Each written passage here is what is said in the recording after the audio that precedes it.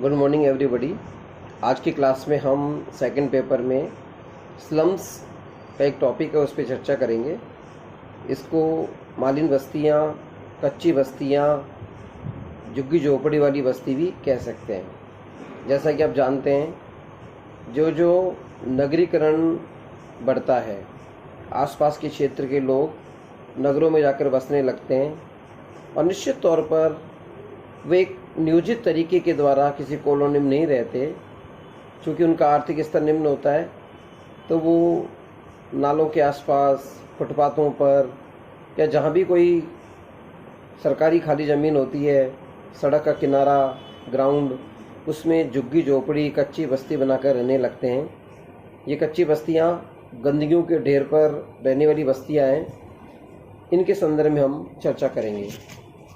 कच्ची बस्ती का जो कंसेप्ट है, जिसको हम मरीन बस्ती भी कह सकते हैं, मरीन बस्ती औद्योगिक केंद्रों की वजह से या औद्योगिक नगरों की वजह से परिणाम मानी जाती है, क्योंकि जो जनसंख्या में तेज़ी से वृद्धि हो रही है, उस अनुपात में सरकार ना तो आवास के प्रतिमान स्थापित कर सकती है और ना ही किसी निजी क्षेत्र की सहायता से हम सबको सहजता के साथ मकान उपलब्ध करा सकते हैं। ऐसी स्थिति में जब रहने के लिए मकान नहीं होते, तो वहाँ गंदी बस्तियाँ बन जाती हैं। विश्व के प्रमुख नगरों के अंदर यह समस्या आम देखी गई है। ऐसा माना जाता है कि प्रत्येक प्रमुख नगर के 5वें भाग से लेकर आधे भाग तक की जनसंख्या गंदी बस्तियों या उसी के समान दशाओं वाली मकानों में रहती है। इसे नगरों के कैंसर के नाम से भी जाना जाता है। कुछ विद्वान इसे पत्थर का रेगिस्तान, कुछ व्याधिकीय नगर व नरक की संक्षिप्त रूपरेखा कहकर भी पुकारते हैं। गंदी बस्तियों का प्रश्न आते ही मन मस्तिष्क जेहन में एक ही चीज़ दृश्य के रूप में उभर के आती है। अंधेरे मकान, सीलन वाले मकान, जहाँ पर शौचालय, स्नानागार, पानी, बिजली, हवा, रोशनी के पर्याप्त सुविधाओं का अभाव हो। साथ ही वहाँ पर मच्छर, खटमल, छिपकली, चूहे, बीमारी, कीटाणुओं की बहुलता पाई जाती हो। यह निवास की अर्धमानवीय दशा है और ये मानवीय जाति की शारीरिक एवं मानसिक दृष्टि से कमज़ोर पीढ़ी को जन्म दे रही है। कच्ची बस्तियों के संदर्भ में अनेक विद्वानों ने परिभाषा के रूप में इसे दिया, अनेक मत प्रस्तुत किए, लेकिन उसका निष्कर्ष ये कहा जाता है कि कच्ची बस्ती की कोई सार्थक सर्वमान्य परिभाषा नहीं है, क्योंकि अनेक प्रकार के विद्वान इस कच्ची बस्ती को और रोगग्रस्त व्याधि के क्षेत्र को अंतर नहीं बता पाए। क्वीन और थॉमस ने इसे पर्यायवाची के रूप में मान्यता दी है, तथा बर्गेल कहते हैं कि ये दोनों एक नहीं बल्कि अलग अलग हैं। गंदी बस्तियों की परिभाषा करते हुए बर्गेल ने माना कि गंदी बस्तियां नगर के वे क्षेत्र हैं जिनमें निम्न स्तर के आवास की दशा पाई जाती है। एक गंदी बस्ती का एक निश्चित क्षेत्र होता है जहां मकान पतन की निकृष्ट अवस्था में होने के कारण वहां का नरकीय मानवीय जीवन पाया जाता है। केंद्रीय सरकार के द्वारा वर्ष 1956 में बनाए गए गंदी बस्ती क्षेत्र अधिनियम के अंतर्गत गंदी बस्ती को इस प्रकार से परिभाषित किया गया कि ये झुग्गी झोपड़ियों वाला प्रमुख रूप से ऐसा निवासीय क्षेत्र है जहाँ के निवास स्थान नष्ट हो गए हैं, अत्यधिक भीड़ भाड़ से युक्त है, इसका डिज़ाइन त्रुटिपूर्ण है, जहाँ रोशनदान, प्रकाश, सफाई का अभाव हो रहा है। इनमें कुछ कारकों के सम्मिलित प्रभाव के कारण सुरक्षा, स्वास्थ्य एवं नैतिकता के लिए हानिप्रद है। वर्ष 1957 में गंदी बस्तियों पर एक सेमिनार में गंदी बस्ती को परिभाषित करते हुए कहा गया कि ये अव्यवस्थित तरीके से बसी हुई लोगों की विकसित उपक्षेत्रीय व्यवस्था है, जिसमें लोगों का घना बसा हुआ क्षेत्र होता है, जिसमें बिना मरम्मत उपेक्षित मकानों की भीड़भाड़ होती है, संचार के साधन अपर्याप्त होते हैं तथा सफाई व्यवस्था के प्रति उदासीनता पाई जाती है। गंदी मरीन बस्तियों की समस्या के संदर्भ में भारत बड़ा सचेत रहा है और ये कहना गलत नहीं होगा कि भारत में गंदी बस्तियां नगरों में कोड़ में खुजले का काम करते हैं। अर्थात यहाँ के नगर वैसे ही अनेक प्रकार की समस्याओं से ग्रसित हैं, ऊपर से कच्ची बस्ती की समस्या ने इसको गंभीर बना दिया है। ऑस्कर लेविस इसे गरीबी और पतन की संस्कृति के नाम से संबोधित करते हैं। वो कहते हैं कि ऐसा क्षेत्र जो नारकीय जीवन का केंद्र है, यहाँ गरीबी, गंदी गलियाँ, दुर्गंध युक्त वातावरण, नागरिक सुविधाओं का अभाव पाया जाता है। आर्थिक तनाव, मादक पदार्थों के प्रचलन, अपराधी व्यवहार इन बस्तियों की सामान्य विशेषताएं मानी जाती है। औद्योगिक नगरों में दीमक की तरह बढ़ रही इन मलिन बस्तियों में, दूसरे शब्दों में कहें तो हम मानवता का सीधा सीधा कत्ल होता है। मलिन बस्ती है क्या? इसके लिए इसको हम किसी एक वाक्य के अंदर स्पष्ट नहीं किया जा सकता। कोई इसे रोगग्रस्त क्षेत्र के रूप में परिभाषित करता है, तो कुछ निम्न स्तर की आवासीय दशाओं के रूप में परिभाषित करते हैं। इसको समझने के लिए इसे हम दो भागों में बांट सकते हैं। पहली श्रेणी की मलिन बस्तियां नगर के बीच में स्थित उन मोहल्लों के रूप में होती हैं, इतने घने बसे हुए हैं कि इनमें सीलन और बदबू से भरे हुए कमरे में पूरा परिवार निवास करता है। तंग गलियों के कारण इसमें हवा, रोशनी भी नहीं मिल पाती। पीने के पानी, नागरिक सुविधाओं का अभाव होने के कारण यहाँ के मोहल्ले संक्रामक बीमारियों के केंद्र होते हैं। मुंबई, कोलकाता, कानपुर जैसे औद्योगिक नगरों में मलिन बस्तियों को अलग अलग नामों से संबोधित किया जाता है। अर्थात इन झुग्गी झोपड़ियों वाली कच्ची बस्तियों को अलग अलग नाम से संबोधित किया गया है। जैसे मुंबई में इन बस्तियों को चाल कहा जाता है, कोलकाता में इन्हें बस्ती नाम से पुकारा जाता है, कानपुर में ऐसी बस्तियों को पूर्वा और आहाता कहा जाता है, चेन्नई में इसे चेरी, दिल्ली में कटरा नाम से इन्हें संबोधित किया गया है। विशेषकर महाराष्ट्र में गंदी तथा मलिन बस्तियों की संख्या सर्वाधिक है। अगर हम यहाँ कह दें कि गंदी बस्तियों की राजधानी मुंबई है तो गलत नहीं होगा। मलिन बस्तियों का जो दूसरा रूप है, यह उन झुग्गी झोपड़ियों के रूप में देखने को मिलता है जो औद्योगिक नगरों की बाहरी सीमा पर खाली पड़ी हुई जमीन पर अवैध रूप से विकसित हो जाती हैं। साधारणतः ये झुग्गी झोपड़ियाँ बांस, टीन के टुकड़े, पॉलीथीन, कच्ची दीवार की सहायता से तैयार की जाती हैं। इनमें शौचालय, पानी, बिजली की बेसिक सुविधाएं नहीं होती। नगर में शारीरिक श्रम करने वाले मजदूर, खोमचा लगाने वाले, ठेले लगाने वाले, घरेलू काम करने वाले स्त्री पुरुष का एक बड़ा भाग इन मलिन बस्तियों में निवास करता है। प्रोफेसर ए आर देसाई ने मलिन बस्ती के अर्थ को स्पष्ट करते हुए लिखा कि मलिन बस्तियां किसी नगर अथवा उपनगर का वह भाग है जिसमें बहुत कम स्थान में अत्यधिक निम्न आर्थिक स्तर के सामान्य श्रम करने वाले लोग घने रूप से बस जाते हैं। यहाँ डॉक्टर देसाई ने अर्धमानवता, निर्धनता और अस्वच्छता इन तीन बिंदुओं को विशेषता के रूप में माना। यानी अर्धमानवता पाई जाती है, गरीबी होती है और गंदगी कच्ची बस्तियों का प्रमुख विशेषता वाला लक्षण है। मलिन बस्ती क्षेत्र कानून 1956 की अगर परिभाषाओं को और व्याख्यात करें तो मलिन बस्ती का तात्पर्य उस आवासीय क्षेत्र से है जहां आवास में अत्यधिक भीड़ भरे होते हैं, नष्ट प्राय दशा में हो सकते हैं, जहां प्रकाश, स्वच्छता का अभाव है। आवास जो होता है वो अनियोजित रूप से विकसित होता है। सामाजिक सुरक्षा, स्वास्थ्य, नैतिकता का दृष्टिकोण यहाँ पर नकारात्मक संदर्भ में पाया जाता है। मुंबई में एक सर्वेक्षण रिपोर्ट में कहा गया कि मलिन बस्तियों का तात्पर्य अनियोजित रूप से विकसित उस बस्ती के संदर्भ में है जिसमें छोटे छोटे या टूटे फूटे घरों में बिना किसी नागरिक सुविधाओं के निम्न वर्ग के लोग अस्वास्थ्यकारी दशाओं में निवास करते हैं।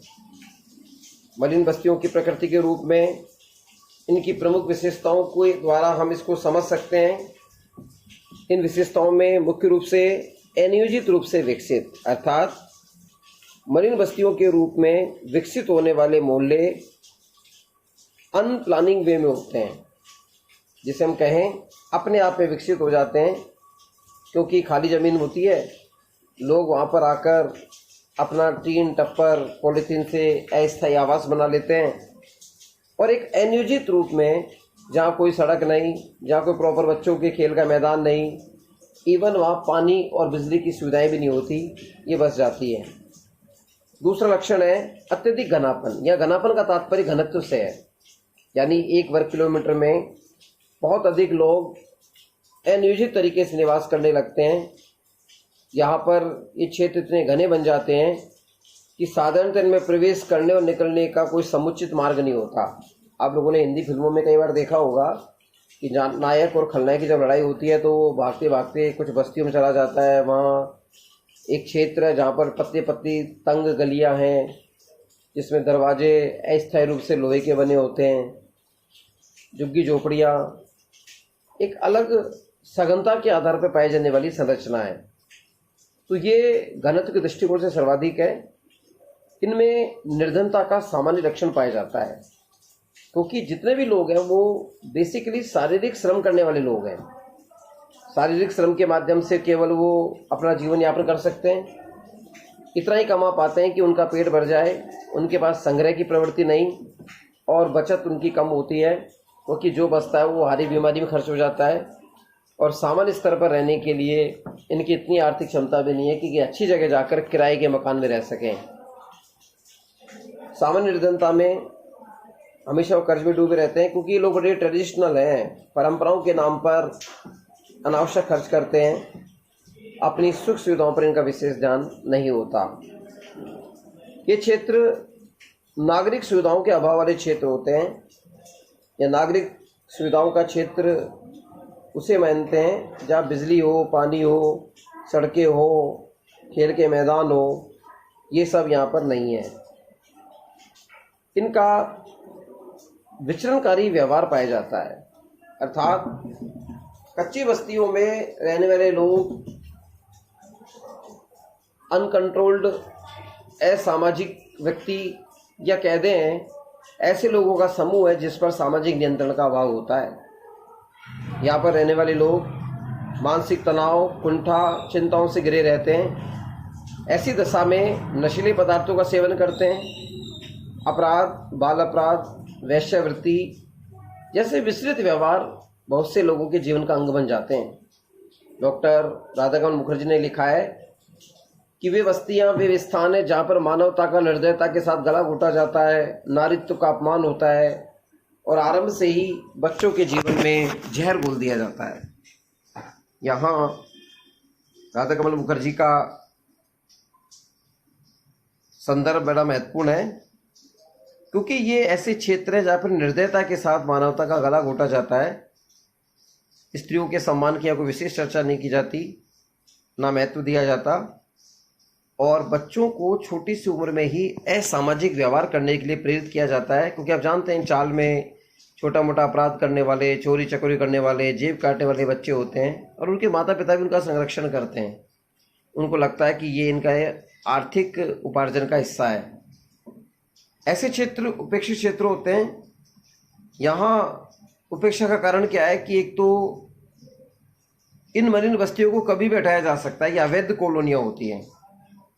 इनका यदि पुनर्वास कर भी दिया जाता है तो ये लोग पुनर्वास वाले क्षेत्र में जाकर रहना पसंद नहीं करते, बल्कि अन्यत्र कहीं कच्ची बस्ती बना लेते हैं। इनको पता होता है कि सरकार इस मलिन बस्ती को हटाएगी और उनके बदले में ज़मीन देगी, और कुछ लोग तो इससे अपना एक बिजनेस का हिस्सा मान बैठते हैं। इनके अंदर जीवन विधि की भिन्नता पाई जाती है। सभी तरह के अभावों के साथ साथ मलिन बस्तियों में विभिन्न प्रकार के समूह में जीवन विधि में अत्यधिक भिन्नता देखने को मिलती है। इन बस्तियों में विभिन्न धर्म, भाषा, विश्वास, आदतों के लोग एक साथ विषम परिस्थितियों में रहते हैं, विभिन्न समूह के अंदर इनकी प्रकृति पाई जाती है और ये लोग एक सामान्य बदतर जीवन जीते हैं। कच्ची बस्तियों को देखकर पंडित जवाहरलाल नेहरू ने एक बार कहा था कि ये मानवीय पतन की चरम सीमा को स्पष्ट करने वाली मलिन बस्तियां उत्तरदायी हैं और जो व्यक्ति इनको बनाता है उन्हें तो मृत्युदंड दे देना चाहिए। कुल मिलाकर कच्ची बस्तियों को एक अच्छे जीवन का प्रतीक नहीं माना जाता। अब प्रश्न उठता है कि इन मलिन बस्तियों के कारण क्या है, ये क्यों बनती है? तो सामान्य अर्थों में जब मशीनीकरण बढ़ता है, औद्योगिकरण बढ़ता है, नगरीकरण की प्रवृत्ति बढ़ती है, मकानों की कमी होती है, जनसंख्या में वृद्धि होती है, ग्रामीण बेरोजगारी बढ़ जाती है, सामान्य निर्धनता का स्तर बढ़ता है, मकान मालिकों के द्वारा शोषण होने लगते हैं, नगरों के प्रति आकर्षण की प्रवृत्ति बढ़ती है, क्षेत्रीय असंतुलन आता है, सरकार भूमाफियाओं के प्रति उदासीन हो जाती है, स्वास्थ्य के प्रति उदासीनता का भाव आता है। तो ऐसी स्थिति में कच्ची बस्तियों का निर्माण होता है। प्रथम बिंदु के रूप में जब मशीनीकरण होगा तो निश्चित तौर पर अपने श्रम को बेचने वाले लोग आसपास के क्षेत्रों से नगरों के औद्योगिक इलाकों में जाकर बस जाते हैं। वहाँ कच्ची बस्तियों में मुफ्त में उनको रहने की सुविधा मिल जाती है। कम मजदूरी के कारण वो झोपड़पट्टी का निर्माण कर लेते हैं और इस तरह नगरीकरण कच्ची बस्तियों के निर्माण के लिए प्रत्यक्षतः उत्तरदायी कारक है। औद्योगिक नगरों में भूमि की कमी के कारण मकानों का बहुत अभाव होता है। छोटी छोटी कोठरी वाले ऐसे मकान बना लिए जाते हैं जो किसी तरह की सुविधाओं से संपन्न नहीं है, बल्कि वहाँ कम किराए के कारण श्रमिक वहाँ रहने के लिए बाध्य हो जाते हैं और वो जाए तो कहाँ जाए, मकानों की कमी है। तो मकानों की कमी होना भी कच्ची बस्तियों का कारण है। जनसंख्या वृद्धि एक ऐसा यूनिवर्सल कारक है, क्योंकि जो जो जनसंख्या बढ़ती है, बेरोजगारी बढ़ती है, निर्धनता बढ़ती है, दो तत्व इसके साथ चलते हैं। ऐसी स्थिति में रोजगार पाने वाले लोग गांवों से पलायन करके शहरों में आते हैं और वहां आकर सस्ते मकानों की प्राप्ति में झुग्गी झोपड़ियों में आकर रहने लग जाते हैं। उनके पास कोई दूसरा विकल्प नहीं होता। तो हम कह सकते हैं कि जनसंख्या वृद्धि होने के साथ साथ कच्ची बस्तियों का निर्माण होता रहता है। ग्रामीण बेरोजगारी में पहले जजमानी व्यवस्था के द्वारा एक निश्चित व्यवसाय की संरचना विकसित होती थी। ऐसी स्थिति में लोगों को लोकल स्तर पर ही काम धंधा मिल जाता था। लेकिन जैसे जैसे खेती का आधुनिकीकरण हुआ, भूमि पर काम करने वाले श्रमिकों की मांग कम होने लगी, क्योंकि 5-5, 6-6 आदमियों का काम मशीनें करने लग रही हैं। तो ऐसी स्थिति में वो लोग बेरोजगार हो रहे हैं। ग्रामीण बेरोजगारी बढ़ी, जजमानी व्यवस्था टूट रही है। निश्चित तौर पर वो शहरों की ओर जाएंगे और वहाँ प्रवास के नए प्रतिमान बनाकर कच्ची बस्तियों में निवास करने लगते हैं। गरीबी को मुख्य कारण माना जा सकता है। मलिन बस्ती में रहने वाले लोगों का आर्थिक स्तर निम्न होता है। इन बस्तियों में कारखानों में काम करने वाले अकुशल मजदूर, बोझा ढोने वाले, छोटा मोटा काम धंधा, ठेला लगाने वाले लोग होते हैं और ये प्रतिष्ठानों से दूर कम मजदूरी वाले क्षेत्रों में जाकर निवास करते हैं। कच्ची मिट्टी की छोटी मोटी झोपड़ी बना लेते हैं। यानी गरीबी कच्ची बस्ती का निर्माण का बहुत प्रभावी मार्मिक कारक है। नगरों को आकर्षण, जब जनसंख्याएं बढ़ती रहती हैं, कुछ लोग आर्थिक संपन्नता को ओर प्राप्त हो जाते हैं, उनको लगता है कि जहाँ वो रह रहे हैं वो अच्छी चिकित्सा नहीं है, मनोरंजन के क्षेत्र विकसित नहीं है। इस तरह का आकर्षण उन्हें नगरों की ओर खींचता। उन्हें लगता है कि वहाँ अच्छी अंग्रेजी माध्यम की शिक्षा प्राप्त होगी, वहाँ जाकर लोग अपने व्यक्तित्व का विकास कर सकते हैं। इसलिए नगरीय आकर्षण के कारण लोग बस जाते हैं और वहाँ छोटा मोटा अवैध कब्जा करके कच्ची बस्ती बनाते हैं। मकान मालिकों के द्वारा शोषण भी है। मुंबई, दिल्ली, कोलकाता, चेन्नई में मकान मालिकों को उद्देश्य केवल किराया वसूल करना होता है। गंदे प्रदूषित स्थानों पर छोटे कमरों में मकान बनाकर किराए की वसूली करने लग जाते हैं। इससे अधिकांश रूप से अवैध मकान बनते हैं और ऐसे क्षेत्रों का विस्तार होता रहता है। भारत में नियोजित परिवर्तन के व्यापक प्रयत्न होने के बाद भी निर्धनता की समस्या भी गंभीर है। बिहार, उड़ीसा, उत्तर प्रदेश के दूसरे राज्यों की तुलना में निर्धनता अधिक मानी जाती है। यहाँ दूर दूर के औद्योगिक क्षेत्रों में अनियोजित ढंग से प्रयास करने वाले लोग आकर खाली जमीन पर झुग्गी झोपड़ी बनाने लगते हैं। ठीक इसी प्रकार स्वास्थ्य के प्रति उदासीनता होती है। ये लोग बिना नहाए भी काम करते रहते हैं। भूमाफियों का एक स्वार्थ है कि आपराधिक गिरोह के लोग सरकारी या खाली ज़मीन पर कब्जा कर लेते हैं, झुग्गी झोपड़ी बनाते हैं, वोट बैंक की राजनीति के अंदर उनके राशन कार्ड बनवा देते हैं। धीरे धीरे उनको सरकार को या तो कन्फर्म करना पड़ता है या फिर उन ज़मीनों को खाली करके पुनर्वास करना पड़ता है। इससे उन खाली हुई ज़मीनों की जो भूमाफियाओं की होती है उनके दाम बढ़ जाते हैं और वो अधिक लाभ की स्थिति में रहते हैं। सरकार भी उदासीन है, वो समुचित विकास नहीं करती, राजनीतिक भ्रष्टाचार चरम पर है। उसकी वजह से नगरीय जनसंख्या को सुविधाओं का लाभ नहीं मिल पाता और कच्ची बस्तियां विकसित हो रही हैं। प्यारे विद्यार्थियों, अगली क्लास में हम कच्ची बस्तियों के क्या दुष्परिणाम होते हैं, क्या इसके समाधान के सुझाव हैं, इन सब पर चर्चा करते हुए अपनी क्लास को